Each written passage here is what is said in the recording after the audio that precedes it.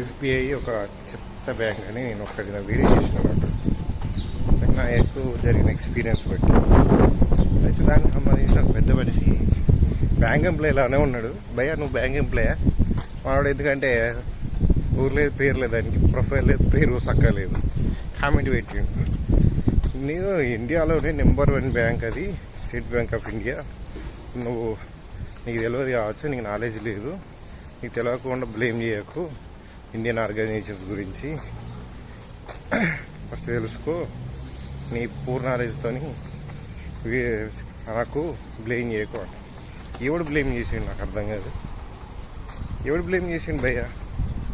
Minimum balance అనే సిస్టమే లేదు స్టార్టింగ్లో.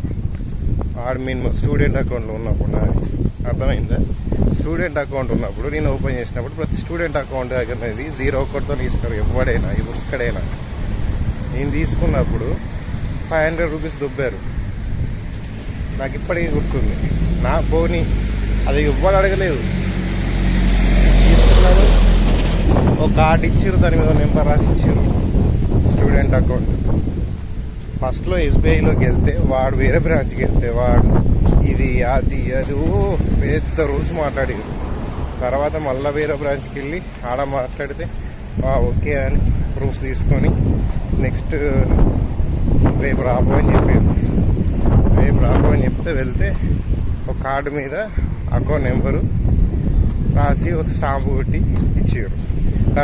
దాని మీద ఆ ఫోటో కూడా స్టిక్ చేసి ఇవ్వలే. ఇవన్నీ ఫోటో స్టిక్ చేసుకో దీని మీద వెళ్ళినాక నా అటెండర్ రిపీట్. సో ఇంత ఉంటారు మనోళ్ళు. తర్వాత ఈ మనిషి ఏమంటాడు, దాని రూల్స్ అండ్ రెగ్యులేషన్స్ తెలుసు. రూల్స్ అండ్ రెగ్యులేషన్స్ అనేవి ఒక్కొక్క దానికి ఒక్కొక్క విధానంగా పెట్టుకున్నారు మీరు. ఇప్పుడు అర్బన్ అని ఉంటాడు, ఇప్పుడు మెట్రో అట, మెట్రోకో రకంగా మినిమం బ్యాలెన్స్ ఉండాలి, అర్బన్కో రకంగా ఉండాలి, ఎక్కడ విలేజ్లలో రకంగా. ఎవడు పెట్టుకున్నాడు ఈ రూల్స్? వీడో రకంగా పెడితే హీరో రకం. నేను ఓకే ఇట్లా అవుతుంది, ఎందుకు మినిమం బ్యాలెన్స్ 10,000 ఎవడు మెయింటైన్ చేయాలి, ఏం చెల్లైతాయి అని నేను మాకు దగ్గర ఉన్న విలేజ్లో ఉండే కొత్త ఓపెన్ అయింది. సరే అక్కడికి చేంజ్ చేసుకుందామని వెళ్ళా. చేంజ్ చేసుకున్నాం అన్నాక డబ్బులు డిపాజిట్ చేస్తే వాడు కూడా లేదు మనీ కట్ అవుతాయి. అయితే మనిషి కామెంట్ పెట్టు, నువ్వు తెలుసుకో నాలెడ్జ్ గురించి, వాటి గురించి, వీటి గురించి అని. అయితే నాకు నీ అంత నాలెడ్జ్ లేకపోవచ్చు బ్రో.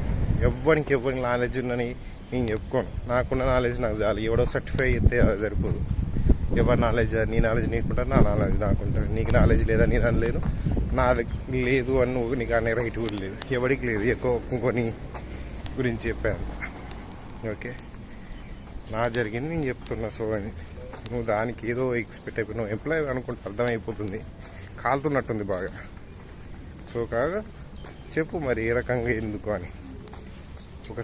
నువ్వు ఇండియన్ ఆర్గనైజేషన్స్ని ఇవ్వడం లేదు.